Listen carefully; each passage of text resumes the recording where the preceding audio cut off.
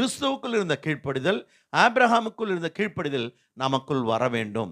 தேவனுடைய வார்த்தைகளுக்கு நாம் கீழ்ப்படிய வேண்டும். இன்றைய காலகட்டத்தில் பெற்றோருக்கு பிள்ளைகள் கீழ்ப்படிய மாட்டேன்றாங்க. புருஷனுக்கு ஸ்திரீகள் மனைவிகள் கீழ்ப்படிய மாட்டேன்றாங்க. இதனால தான் இன்னைக்கு கிறிஸ்தவ குடும்பங்கள் ஐக்கியம் இல்லாமல் இருக்கிறது, குடும்பங்களில் சமாதானம் இல்லாமல் இருக்கிறது. அல்லேலூயா. உண்மையான கிறிஸ்தவ பிள்ளைகள் தங்கள் பெற்றோருக்கு என்ன சொன்னாலும், அதனால் நமக்கு என்ன உபத்திரம் வந்தாலும் சரி கீழ்ப்படிய வேண்டும். ஆனால் நம்ம எதிர்த்து பேசுகிறோம், முடியாது, இதுதான் வேணும் இருக்கு. அல்லேலூயா. இன்றைக்கு பிசாசு அந்த கீழ்ப்படியாமையினால தான் முத யாரை வீழ்த்தினான்? ஆதாமை வீழ்த்தினான். இப்போ நம்மையும் வீழ்த்துறதுக்கு அவன் ஆயத்தமாக இருக்கிறான். அல்லேலூயா. ஆனால் ஆண்டவர் என்ன எதிர்பார்க்குறாரு? விழுந்துராத மகனே, நீ எழும்பி நில், என்னை போல கீழ்ப்படிதலை கற்றுக்கொள். நான் சிலுவையின் மரண பரியந்தம் நான் என்னை தாழ்த்தி கீழ்ப்படிந்தேன். அல்லேலூயா.